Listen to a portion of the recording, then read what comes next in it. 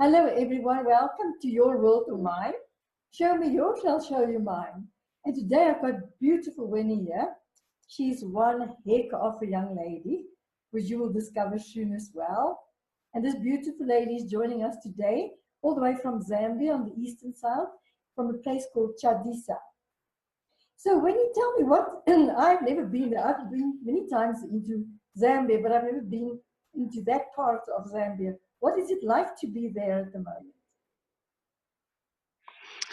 Well, thank you so much for this opportunity to have this chat with you in the first place. And so my name is Winnie, like you said, Winnie Mabena. I live in Chadiza and my hometown is Chongwe, which is in Lusaka province. So I recently moved to Chadiza, where I am working from, though I have been here on several occasions before I actually moved here. So Chadiza is a small rural district which is on Malawi, Mozambique, on the eastern part of Zambia. And then Chadiza is a place where when you talk about culture and the way people live, it's more of who we call the Nsenga people and Chewa people of Zambia, because Zambia has got different ethnic groups and we've got diversity of culture. So this is a part of the group that mostly activities that they have here, it's farming. Mostly it's they grow perennial crops. So they wait for the rain season so they can grow their food. And then the mode of transport is mostly bicycles. We also have motorbikes and we have cars as well. So it's about 74 kilometers from the provincial town, which is Chipata. So it's a rural district because most of the people around this place find it hard sometimes to access education because of the distances.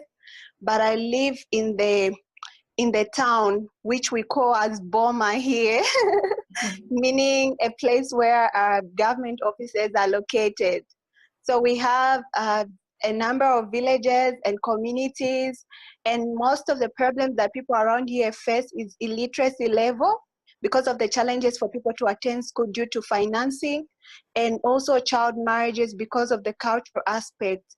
Like once a girl attains puberty, there is a traditional ceremony that they undergo where they have to stay in a house for nearly a month, meaning they are likely to miss school. And during that process, some of them would lose interest in education. But of course, because there isn't much activity in terms of economic activities, people find it hard to have a source of income where they can be able to support their children to go back to school. So they wait for the rain season so they can plant their crops like maize, sweet potatoes, cassava, and sell. And then after that period, there isn't much for the local to do. So we also have government employees. We have about 2 to 3 NGOs like Plan International. We also have Child Helpline, and we have FAWEZA, which is Forum for African Women Education, who are working to just meet up the social developmental programs. So we only have one bank here in terms of the economic aspect. So there's only one bank. We have a few guest houses for people who come, but it's not a 5-star place. So like I mentioned, it's a rural district. Yes, actually we have no tarmac from the nearest town, which is 74 kilometers. So you drive through a dust road to get to this place. But they're beautiful people and life goes on, except some of those challenges about the girls going through child marriage and yeah, illiteracy and teenage pregnancy. Those are the key problems in the area.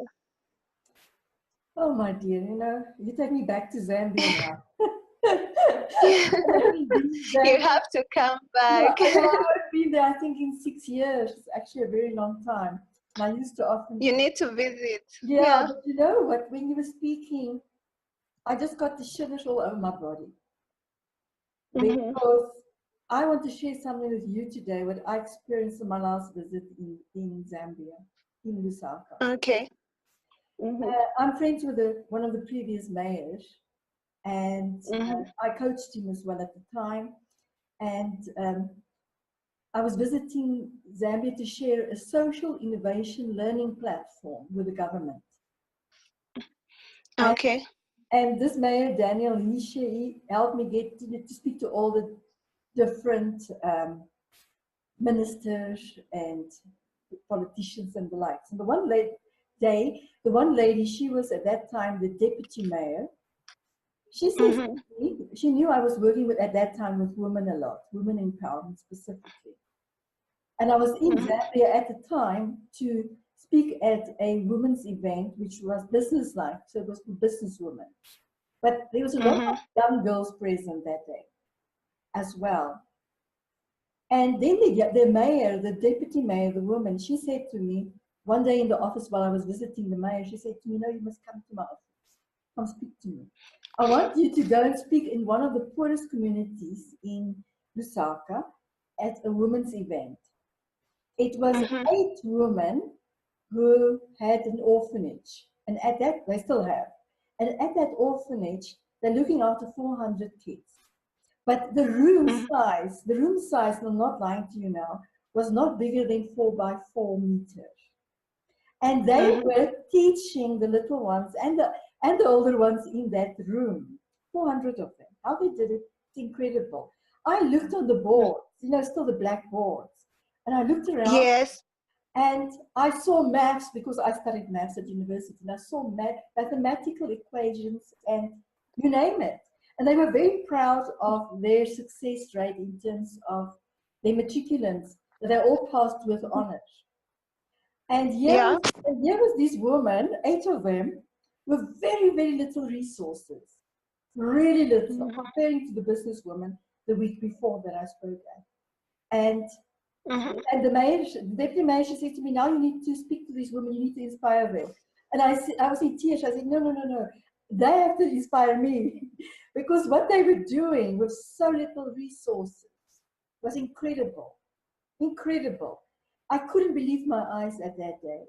And then I took a trip on my own in my little rented car into one of the other areas as well by myself. And the mayor was freaked out. He said, you can't go in there alone. There's lots of drugs and all sorts of things, you know. And even the police don't go in. And I was very, you know, I can be very stubborn. So I decided I'm going in there today. I want to speak to the leaders of the community to hear what's really happening here. And you know, there was a lot of poverty in terms of the Western life. But I saw happy people that day.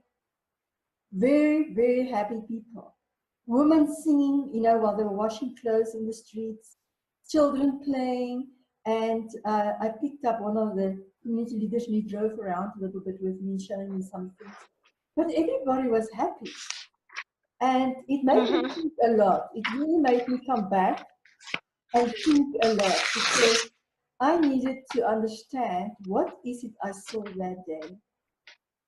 That it doesn't matter what we think we don't have, because people all over the world do things with, some people do things with very little. So when you explained to me the lifestyle there in the eastern part of Zambia with the farmers, and in my experience, a lot of them are women farmers as well. It's you sharing with me something that not gives me only a hope, but makes me really excited. So I want to know, what took you there? What made you decide to go and live there?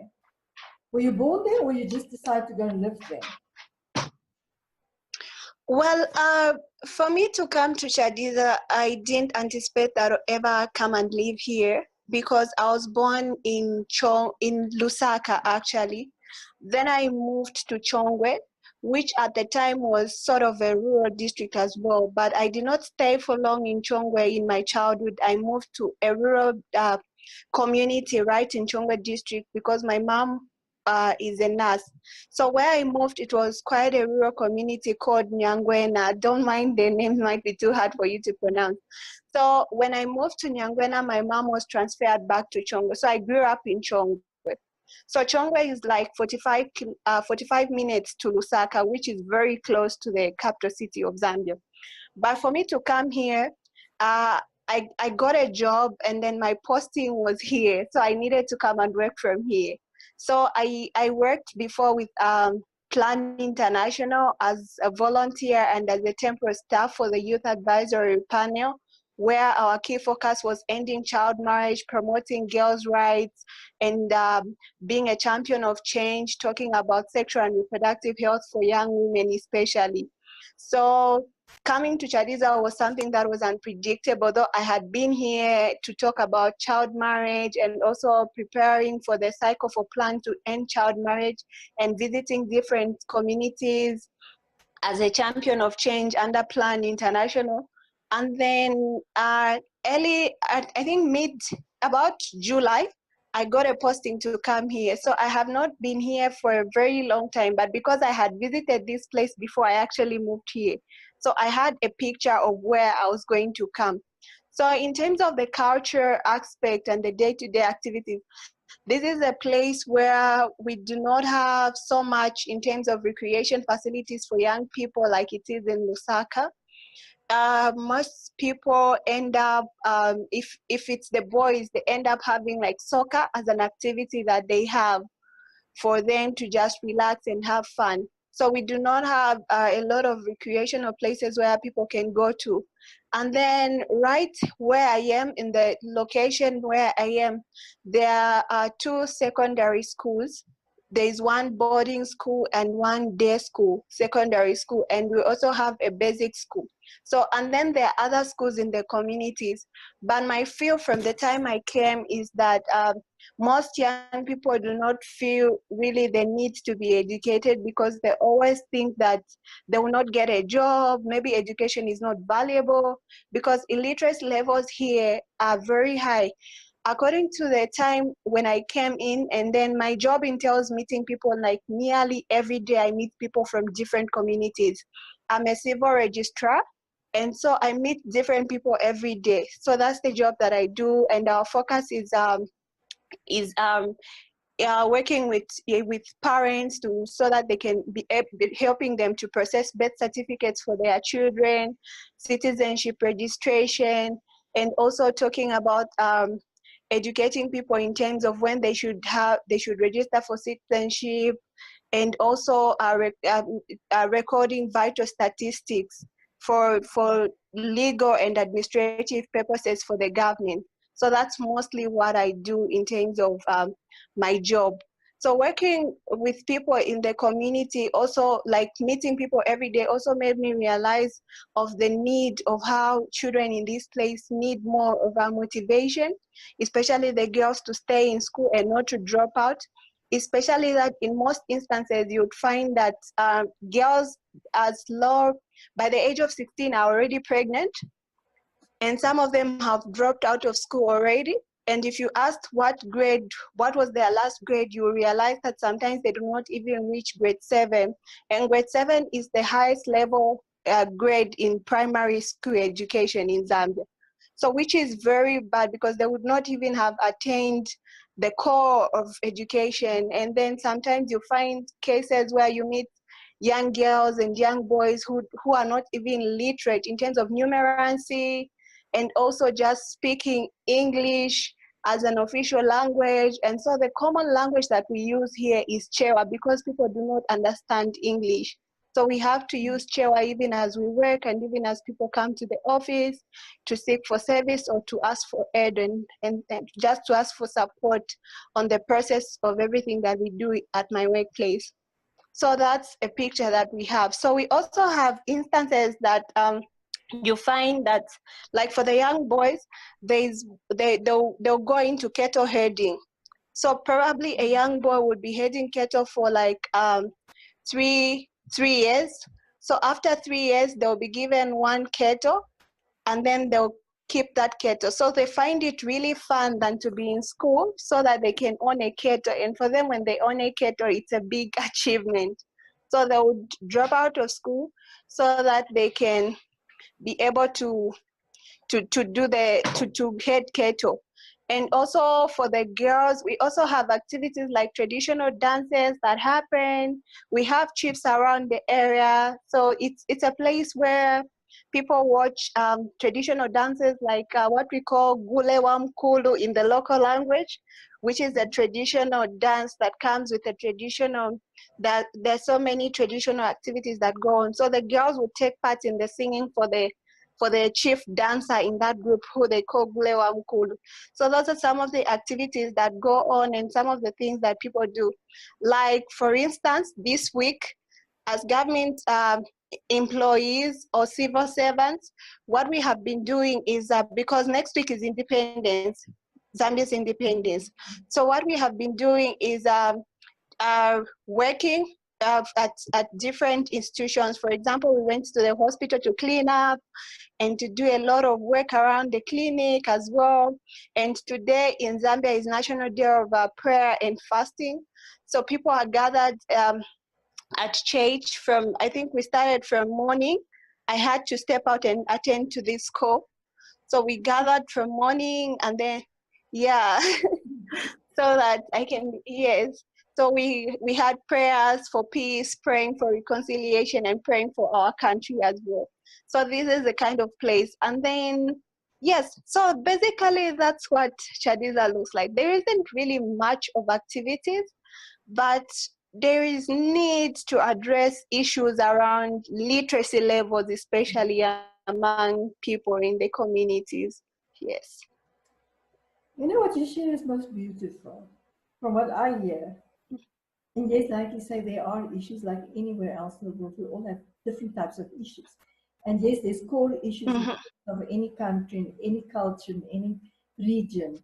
But overall, when you share about what's happening in your beautiful place there in Chadisa, I have a sense of beauty, of life. Wow, yes, there is beauty here too. And one beautiful thing that I enjoy is the peace that we have. I think this is really a peaceful place to live in. And also because of the rich, like this is a place when you get to see nature too much. Like if I just peeped through my window, and or maybe I walked outside, I would be able to see a mountain, be able to see wild trees. So it's a place that is full of nature, and it really gives you a clear picture of what Zambia is all about. It's rich nature, yes. And I also like the aspect that people still uphold heritage, cultural heritage in terms of having traditional dances. And so I'm excited because next week on the Independence Day, I'm told there'll be traditional dances. So I would really want to go and see that as well, because I'm still learning more about Chadiza. And also, I also love the language here. I've always wanted to learn the local language here, which is Senga. So I'm really so excited that I'm learning this language. Unfortunately, I cannot speak it with you, but I am happy. Yes, I'm so happy about it. And then I also love the fact that people coordinate here. Like I feel like there's some sense of unity and communication that goes on. Like this is not a place where you find people that are speaking different languages like in other parts of the world. But this is a place where we have a common language, and if you're speaking that language, everybody is able to understand. And I also like the fact that it's also a place that has made me to appreciate our local languages, because we do not always have to use English, which is our official and foreign language as well. But we also get to appreciate our local tongue and use our local language. And also I love the food, because the food that we eat, mostly in terms of our vegetables, of course there are things that we buy which are processed, but in terms of vegetables, we have naturally grown vegetables, which is really, really good for me. I love that. So at least you get to appreciate eating local food, eating food that are locally grown, and these are natural foods. So you have like farmers who come to bring groundnuts, and then such kind of food, and popcorns, vegetables, like talk about spinach. We have some okra and all those traditional foods that we have, and then they are very cheap to buy here. And also potatoes, and I love the potatoes that are grown here. So it's really amazing. And unlike in Lusaka, meat is very cheap here. So if you want to have chicken, you can easily eat chicken. You can have goat meat, or you can have beef, you can also find pork. So it's also provides us with that opportunity to eat the locally grown vegetables, and also enjoy to eat the products from our livestock that we have around this place. So that's the beauty of Chadiza. I love the mountains much more. I love seeing the natural view in the morning and also at sunset. Yeah. You know what, that's what I truly believe. And I've been all over Africa and very different parts of the world, and I truly believe in today's life, it's us remembering that beauty of nature and the way it makes us feel that will help us heal this world. You know, there are many things that goes wrong, and a lot of things is not working perhaps, but it's the beauty in life that brings us back to ourselves and to this wonder of life. This is so beautifully explained with the vegetables and the fruits, and I also love the vegetables in Africa. I'm a vegetarian, and they are different. Oh, And there's different vegetables in different like in Kenya as well. There's some vegetables that we don't get here in South Africa, and the potatoes are also different, like Zambia as well. So I love to explore those type of different foods and the local. That you say it's a local produce, it's fresh, it hasn't been in a warehouse forever, and then suddenly it's on the shelf. yeah. When you buy it, it's like 12 days old already, that type of thing. So for me, there's so much beauty in what you shared. So, and to put it in reflection, into retrospect of what you share about the illiteracy, the child marriages, and the likes, I believe that if we have this foundation that you shared today, because for me that is a very stable, strong foundation, because you're deeply connected to nature. As you speak about the unity in your community, I can feel it in my body. How it's very different from, like you say, in other parts of the world where people speak lots of languages, where there's not a lot of understanding. So I think from there we can do lots. We can achieve so much when we have that foundation and the lifestyle you speak about now that you have in that area. And for me, in terms of things like illiteracy and the child marriages, yes, we don't want that. We don't. You know, it's not necessarily something we prefer to have in life. But there's people like you, and I heard the little birdie on my shoulder told me the wonderful things you do in terms of this literacy issue. So would you mind tell us a little bit more about that and how you actually then started doing that? Yes, okay. The Knowledge Effect is an organization that I recently founded. It has always been my passion and dream to do that. So I'm just starting, and I feel the vibe. And when I came here, I think my passion was ignited to do more. So I'm still trying to see how I can bring it here, because I started it in my hometown back in Lusaka province in Chongwe district. So I have what we call a mobile library, because my dream is to be able to build a library in my community. That's my dream. So I knew that I could not walk straight into my dream like that. I had to start from somewhere.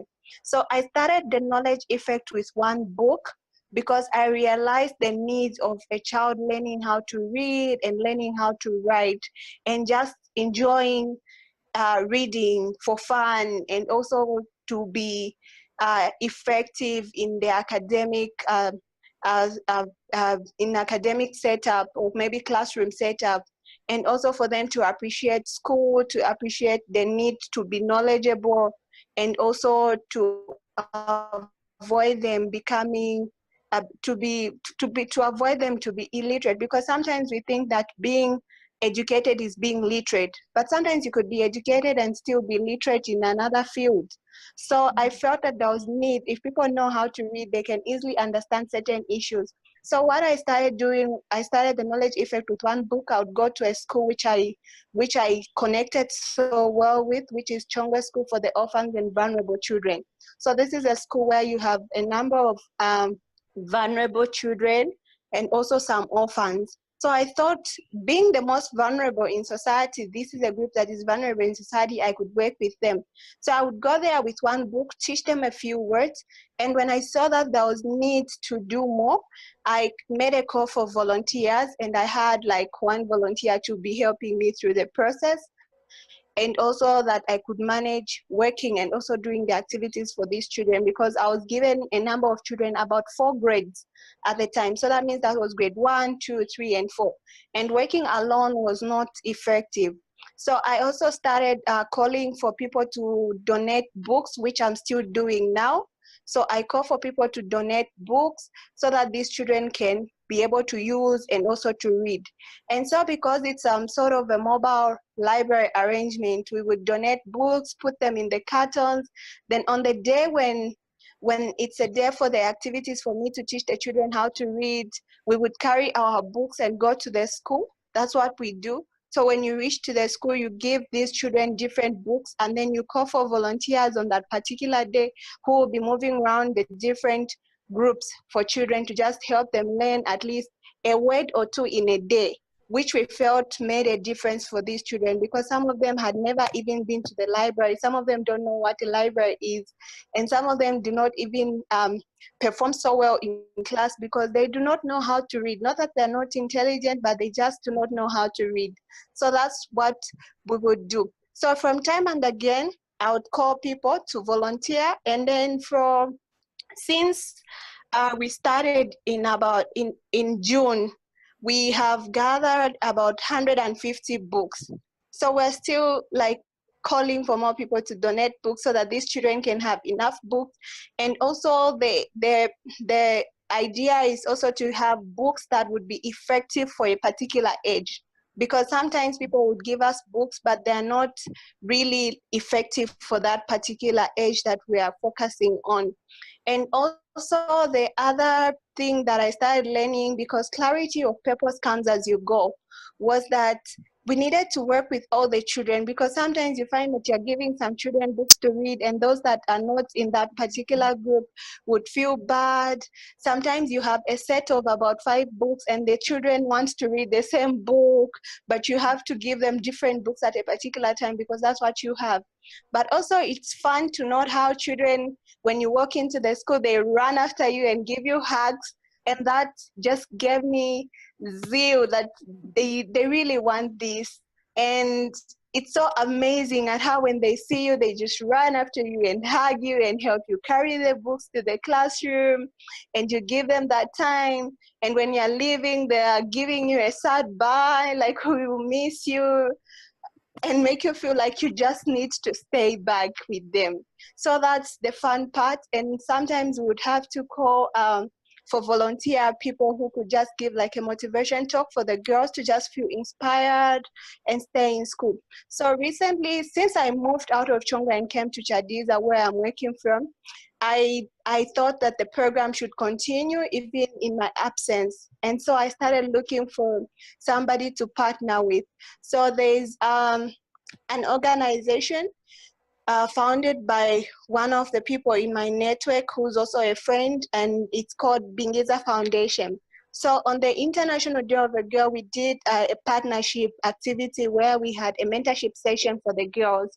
So we called out again for volunteers to donate a few things like pens, books, pencils, and rulers for the children just to receive, and also as we do the mentorship talk, to give them. So I attended in absentia because I'm in Chadiza. But upon seeing the pictures and seeing what my friends had done, and also I took advantage of technology that I was able to call for donations using from my phone, sending messages on WhatsApp, and also on Facebook and other social media platforms just for people to donate. So we raised about 1,000 kwacha, which we used for our fuel for the volunteers to go to the school, and also for us to buy the few gifts that we gave them, which was a pen, a book, and pencils and erasers, and that made a difference. So going forward, we're still calling for like donations for book. Like we have every now and then call for volunteers to come through to assist with the activities, because the organization that I run at the moment is not funded. So I do most of the work and call for volunteers who can come and support what I am doing, who feel the need. Of course, when I came here, I felt that it's a program that I should also work on doing here because of what I observed. And when I walked into this place, I did not feel discouraged, like, oh, it's a much rural place than where I grew up in. But I felt like, okay, my passion is ignited. I think the knowledge effect would really be effective here. And so I started making plans. How can I start doing something like this here? And asking people around this community how things are going. And that's what I've been doing recently, like just to get to know the place, to know how I can start the activities here as well, while I support the activities back in my hometown. So that's basically what we've been doing. And also we are working on starting a call for to start working on our library project, like build a library project. So what we really want to, we know we cannot build it in a day, but I feel like this is something that will take time. But of course, it also takes me to put in some effort before I ask people to say, come, look, this is what I'm doing. I need to show commitment, and I need to do something as well as an individual and say, okay, I started with this much, and this is where I'm lacking, and I need your support to come in here and whatnot. So to do that, I partnered with the Same Bingiza Foundation. So we'll be updating people who feel the need to be a part of us, who feel the need to come to this cause, and also to how best we can work it out, especially for a place like Chadiza that I feel like is going to need something like this for the children, and also to inspire the girls to stay in school. Whoa, that's absolutely fabulous. I really get excited about, and I don't like to refer to you guys as the younger generations, because I don't, for me, you just came more recently. And for me, what you girls and boys are doing currently in the world is just amazing. So first of all, I want to thank you on behalf of all of humanity for what you are doing, and those who are helping beautifully, all your volunteers. But I have a few questions, if you don't mind, about your project. When you said the books, what language must they be in, English or the local language? Well, most of the times I am a librarian by profession, by the way. So in my journey to being a librarian, I've noted that most of the times you find that it's not easy to have local language books. They are there, but they're not as much as the English version. So if we are talking about it would be good to have both, because there are some, like for example, I have also worked with women on the project. And so most women would just want to be able to know how to read, so that they can be able to read things like just the Bible when they go to church. Or maybe just to know how to calculate, like in terms of numeracy when they're doing their businesses, small scale businesses in the markets and whatnot. So that's their needs and their hunger. They don't really, and just to be able to write names. That was my experience working with the women on the same project, because I worked with a particular club for women, and for them, their interest was just like, how can I write my name? How can I be able to write my child's name? How can I calculate for the business? And also just the skill to just know how to read words. That's much more what they desire. But when you look at the school going children, most of the times they write exams, and these exams are set in English. Probably they only have one course or subject, which is in the local language. So there is more need for them to know the official language, which they use mostly in their examinations. So English books are ideal for these children. Of course, it's good for them to also understand the local language for cultural heritage preservations. And then it's important for them to understand English, but also it's also about assessing the material, the collection that we have. Is it something that is going to help them? Because sometimes you can have, like in my experience, you could have received books, but those books maybe they were meant for for 15 to 17 years old children. And then you have children who are like 7 to 10. So these children at 7 to 10, they can read different materials, unlike the children who are 15 to 17 or 15 to 20. Yeah, so it's also about assessing the material. Yes. Because that was going to be my next question, was what age group, Yes. what age group is your biggest need? So you say from 7 to 10 or even younger? Yeah, mostly I work with children between the ages of 7 to 15. Mm-hmm. Okay. Yes. And then I also work with women, younger women, of course, maybe who are out of school, and also older women who are out of school but are interested to learn how to read and write. I have another question for you relating to the child marriages. When you said you speak to people about that, I'm curious, who do you speak to? Do you speak to the community? Do you speak to the women? Do you speak to the parents, the children? Who are you speaking? Who are you empowering with the wisdom and the knowledge? I'm really curious about how you do that. Well, before I came to Chadiza, I volunteered with Plan International as in the youth advisory panel. And my role was to spearhead social media campaigns on ending child marriage. And also we did radio talk shows on ending child marriage. And I did the same with Young Women in Action, which is a young women focused organization that works with women between the ages of 15 and 35. It's actually led by young people. And I sit in that organization as a board chairperson. So my role basically is to ensure that I take part in consultation processes, decision-making processes that ensure that young people are included in the decision-making process and also participate effectively. So when I'm talking about child marriage, probably it will be going out to the communities, educating them on the dangers of early marriages, and also talking about child marriage itself, and also educating them on in an event that some children are found in a forced, like some girls are found in a forced marriage. They also need knowledge to know, okay, this is a forced marriage, this is child marriage, and this is early marriage, and all those things. Understanding the legal implications of parents marrying off their children before the age of 18, as it is here in Zambia, and also just educating the masses on how this problem affects our economy, or maybe how it affects the girls to stay out of school, affects the girls in education, and leads to school dropouts. So those are some of the things that I talked about. So when I moved here in Chadiza, most of the times, like when I'm working, I would find that there are young girls who would come to the office because of the nature of my job and what I do. Like I mentioned, I'm a civil registrar. So you find this girl is like 17 years old, or maybe 16 or 18, and they have a child.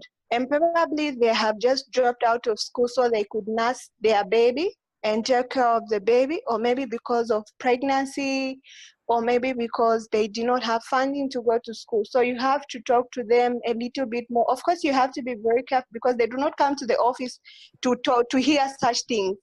So you have to really like find a strategic way of just like giving them hope that there is more to life than early marriages. There is more to life even after teenage pregnancy. There is more to life that even after they dropped out of school, they can still have an opportunity to go back.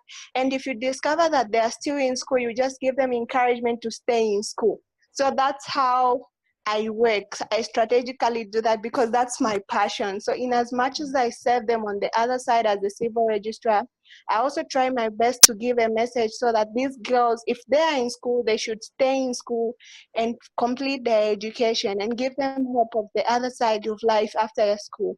And so talking about child marriages, most of the times you find like it was when I was in Lusaka, we would go into different communities.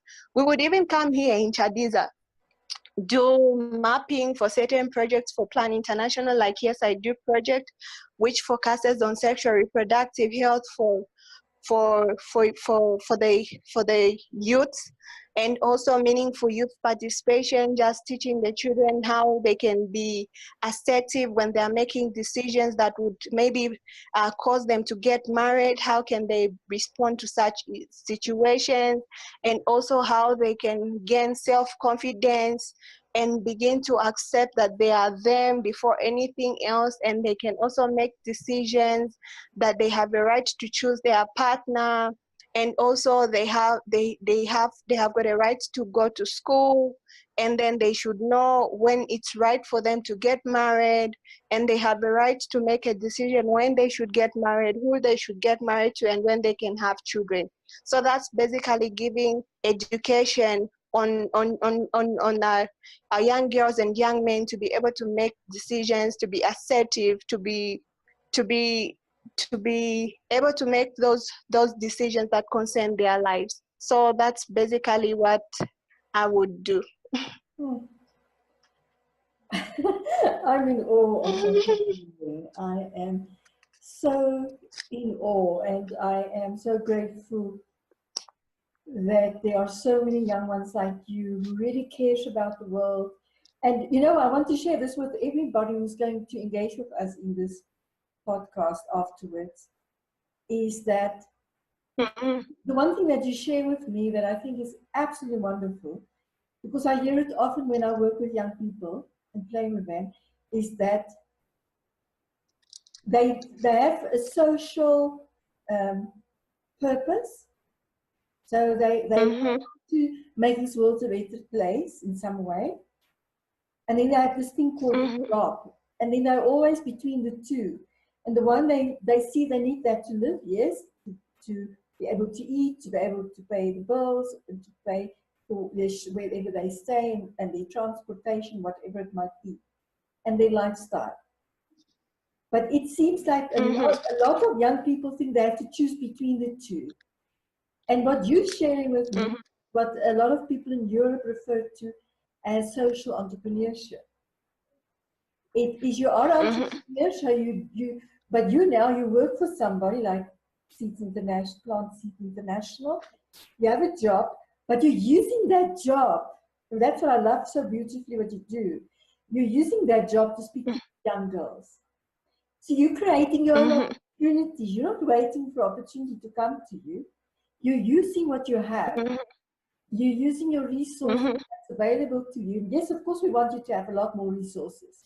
That you really expand this vision of yours and touch more people's hearts, young people's hearts, and giving them the hope of a never future. But it's not only the hope for me what you give them.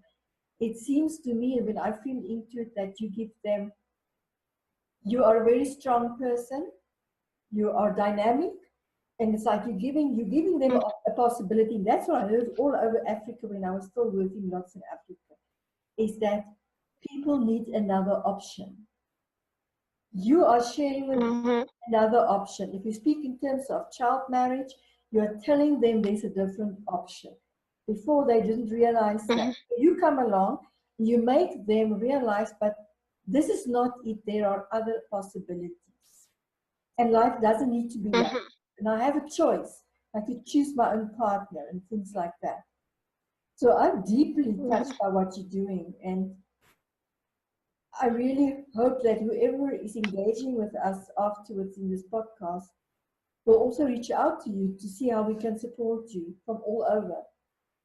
And not only in terms of support, but provide resources. So when you speak about books, your friend Aretha asked us also for books.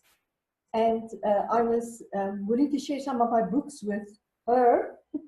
I don't know if it was for your project, but then now I realize it's the wrong books, because my books that I've written is not for small children.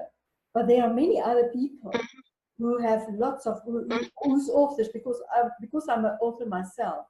I know many authors who writes children's books, who can share some of them. I've got a very in New Zealand, she's a child's author as well.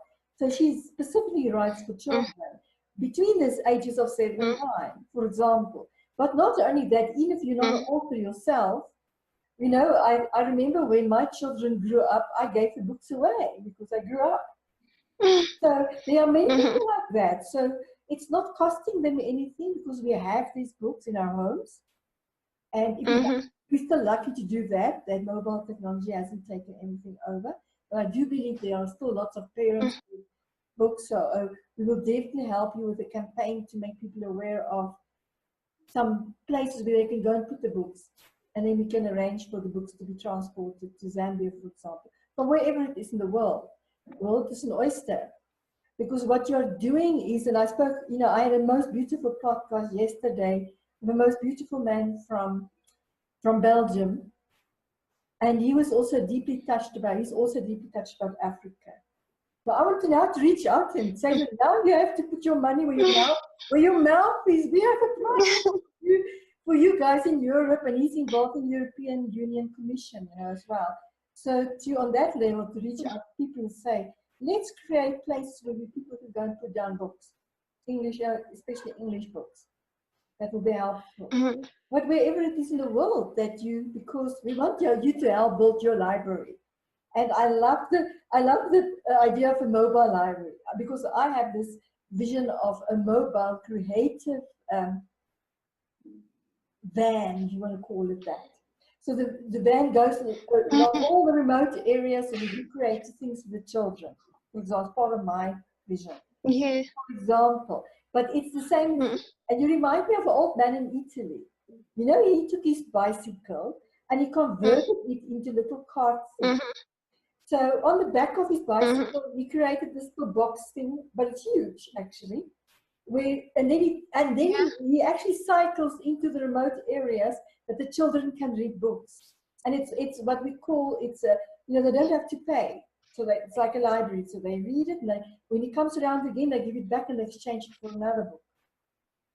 So there's so many ways. So I'm so excited about what you're doing with all of this, because I think we need to start to look at education differently. Firstly, it's a reality, but even if we get there, we need to reach with the right things. And you are doing it so beautifully, because you are profiling them. And when I use the word profile, I do it with a lot of respect. You're profiling them when you do the thing, but you take it a little bit further. You talk to these girls, you talk to the people, you talk to the women. I love that. I think it's amazing. And if I now tap into your knowledge effect, it's like I want to share with you the butterfly effect.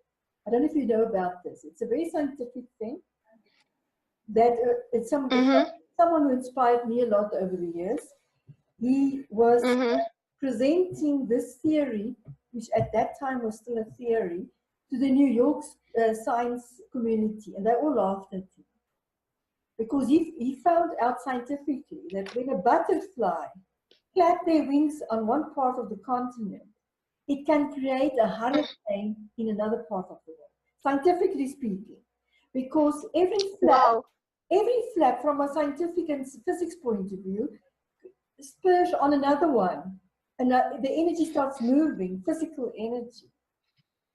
So you need to strengthen your wings, because your effect is the butterfly effect. So you start doing something there in Chadisa, wherever you are, and it starts rippling through the world. And your focus, yes, Zambia and your own community there, which is beautiful. But your story is the one that I'm interested in, because it's your story that will inspire other social entrepreneurs, people who have a sense of purpose, who want to create something with their lives and to really touch people around them, and who really deeply care about humanity. Because that's what I pick up with you. You are passionate about humanity. And for me, that is where everything starts. So, but yeah, also hear that do you also love writing? I see that you're also a blogger. What do you love writing about? Well, writing for me has been a hobby since childhood, and mostly I love to write about my experience, what I go through on a day-to-day basis. Like recently, I've been focusing on writing my soon-coming book, which is Living Positively, the Winnie Mabena Story. And these are pieces of what I used to write before I started sharing about my HIV status publicly. because I wrote so many things in the diaries because I couldn't talk to anybody. I was so scared of discrimination, stigma, and also rejection. So most of the times I wrote my pain in a book and I would keep it there because I knew a book wouldn't walk to anyone and tell them this is what she's going through. So I wrote most of what I was going through. And so I felt the need. I had a dream that one day I'm going to write this book, but I didn't see it coming soon. And sometimes purpose would call you to do something really quickly and urgently. And so when I started sharing my story, I felt, okay, there is a need for me to make a deposit of my story to live beyond me. Like if I was to be gone today, at least there should be a person behind me who should be encouraged, who should be inspired, that there is life beyond the virus, there is life beyond HIV and AIDS, and there is hope that they can find. And so that's what I mostly write about. So even when I'm writing from my experience. What pain did I go through? How did I feel at that particular time? What was inspiring me? And what made me stay alive? And what is it that I learned in that season when I was feeling so depressed, when I was feeling like it's a dark world, I was feeling like everything was working against me. So that's mostly what I write about. It's basically about what I experienced. And I also feel like it's important to keep memories afresh. It's really important. So I love writing so I could keep memories afresh. I could keep especially the good ones. And if it's a memory that I would call bad, I think it's a lesson that I can learn from that. In this time when I faced this is what I learned and this is how I felt. Of course, I acknowledge there will always be people who will not be mature enough to understand your pain and your story at that point when you begin to speak about it as you get healing. There will always be objection in such seasons, and there will always be people to try to find faults in your reality and in your truth. But also at the same time, there are also people who are waiting for that moment for you to just say a tiny word of encouragement and just give them hope that there is life beyond the pain. So mostly I talk about my experience growing up in the rural area, also growing up as a girl. How did I feel being a girl? And what was the cultural impact, and also my experience in the way I've been working in my passion, like the way I've been explaining about the knowledge effect, talking about ending child marriage, promoting girls' rights. What is it that I am learning in my journey? So those are most of the things that I love to share and talk about in my pieces of writing. For me, reading and writing goes together. It's so, there's something for me, I write every day as well. And I publish books. But, for me, just to write with a pen is something very different from when I even write on a computer or on my phone. Because Okay. there's something neurologically that happens with us when we write with our hands like this. The link between, our hands and our brain, but also the link, our hands are also the link between our hands and our heart. So what we feel, Yeah. we express through this. What we think, we express through this. And the movement of the writing brings it into reality.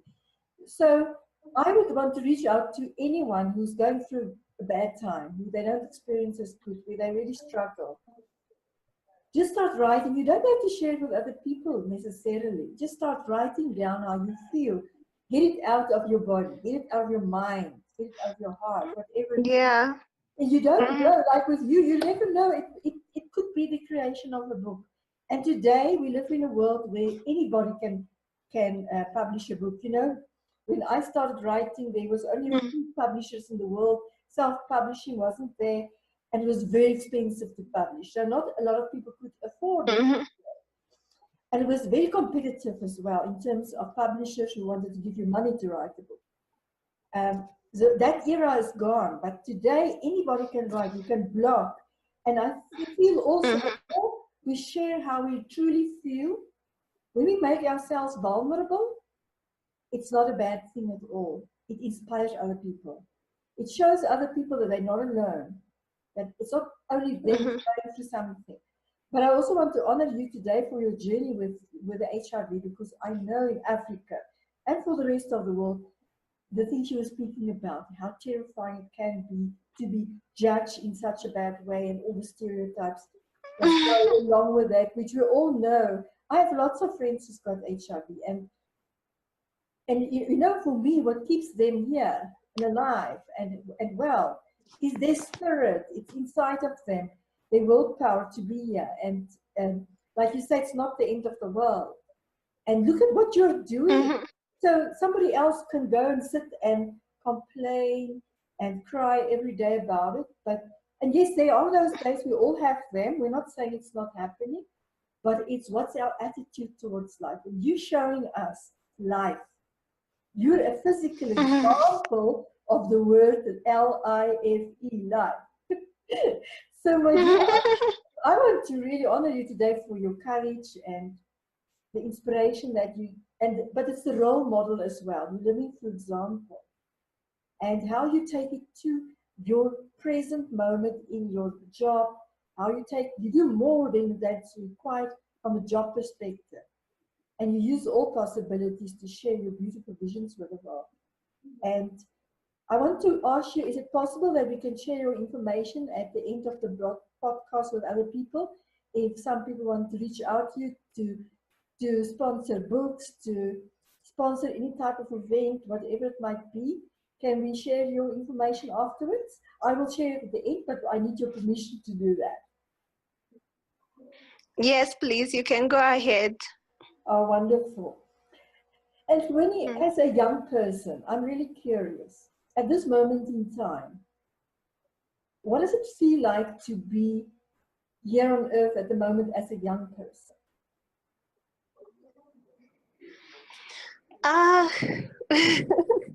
That's an amazing question. What is it like to be a young person at this point in time? Well, for me, I think this is our season as young people. This is our moment. There's so much for us to do in terms of technology, in terms of social entrepreneurship, in terms of even just being an entrepreneur as a genre, like you engaging in business. And also I've noticed, like, one thing that I appreciate about our generation is the need to be technologically advanced, to be computer literate, especially in Africa and Zambia particularly. So we found ourselves as young people to be at that advantage because, for example, I'm here talking about my story, sharing about the journey to the knowledge effect. It's all technology. But I mean, if I was to ask my mom to do some of those things, she would have been here struggling to deal with this technology and like, how is Zoom going to work? How is this going to be? So yes, that's my experience actually. So you find that as young people, we are at an advantage because we can use social media, we can use technology to reach out. We don't necessarily need to be available physically. We can always communicate. We can always reach out to the masses by writing, by having a blog, by taking pictures, because we have an opportunity to have smartphones which we can use to take pictures and create memories to send out messages. We can also use our phone applications to create videos which we can send out to people. Talk like the way I am in Chadiza, I can take pictures and spread the word about how beautiful this place is, what type of people live here and whatnot. So I think for young people, it's really amazing that I'm a young person now. Because I feel like there's so much. And when we talk about policies which are being developed, for example, the Agenda 2063, it focuses on engaging young people under the African unit. It focuses on engaging young people. We have got segments at the UN, which are just which are young people driven. We have these platforms, we have these fellowships, these exchange programs. Of course, not all of us can have an opportunity to attend such, but I think there is much left at our disposal for us young people to do. the governments every now and then they're talking about engaging young people, they're talking about working with young people. So I think it's also about making ourselves available to these opportunities than to just claim the opportunity. So how available are we, and are we willing to tap into the opportunities that we have, and also to learn from the older generation, because we're also advantaged because we have a people ahead of us who we can look up to and be mentored or coached or gain knowledge or be guided. So those are some of the advantages that we have as young people. Yes. So at the same time, there could be challenges that young people face, like issues like unemployment. But also at the same time, we can also be the people to solve the problem, because we can create employment by using our talents and working through all that. So we don't necessarily have to sit and wait. We can do small things in a bigger way, like start small, use your talent, identify what you're capable of doing. Is it writing? Is it making things like interior decor? Or maybe is it tailoring? Is it designing? Is it bricklaying and whatnot? So there are so many things that are left at our disposal. There are simple things like managing someone's social media page, which we could be paid for. So we just need to look deeper into these opportunities presented to us. Most beautiful. I love what you say. And I just want to quickly, almost in closing, tell you my experience about unemployment. If we just take the word unemployment, we take away the un, and we look in employment not of somebody else giving us an employment, it's of us employing talents, and you just said it yourself as well. It's us employing talents to do something. So instead of us waiting for somebody to employ us, let's use our own talents. And like you say, we can start small. And we know these things will grow. Yeah, and with technology, there's so many opportunities, and you just shared one of them as well. The one of managing somebody else's social networking stuff for them, the social media. That's a big job these days. It's a really wonderful opportunity for somebody who's interested in those type of things and who wants to learn more about that and really become, like a real expert on that, because it's not everybody, especially some of the older generations. You mentioned it as well. There's some people who are not technology literate, and for that, especially social media literate. So I think that makes me excited. So, my dear, I want to ask you, if there's a message that you have for our young people, what would that be? Sorry, come again? If you have a message for our young people, what would that be? Well, first, I think I would have two messages, because I live in a rural community. So the key message that I would send to the people who live in a rural community is that being rural is not a limitation. So that's a message that I would have to those that live in the rural. It is not a limitation in any way to be in a rural. Then secondly, I think there's life beyond every circumstance that you are faced with. Sometimes you have to find your purpose, to turn your pain into purpose. So there's a solution. For example, I talk from this experience because I have been living positively. And so I am thinking, if I was to sit and wait for a perfect moment, there will never be a perfect moment. So you start where you are with what you have and get going. So there's life beyond every circumstance that we go through in life. So you cannot say, because I'm young, I'm going to do this when I'm old. What if tomorrow never comes? So we can do it now and do it better tomorrow. Oh, thank you so much, Winnie. You are a winner. Thank you so much. Thank you so much for being with us today. And I really like to invite everybody to reach out to you who's engaging with us in some way, whatever it might be, that they feel guided to and feel that they resonate with what you're sharing. And we want to really allow you to share your knowledge effect, that it can become the butterfly effect. First starting locally in your own area, and then all out into the world. And your beautiful book, I can just already see it everywhere on the shelves, a bestseller. So we are looking forward to that too. But thank you so much for joining us today, Winnie, and we look forward to see what's unfolding from this. Thank you so much. It's been a pleasure chatting with you. Thank you so much for this opportunity. Thank you, Winnie. Thank you, everyone. We'll see you soon again.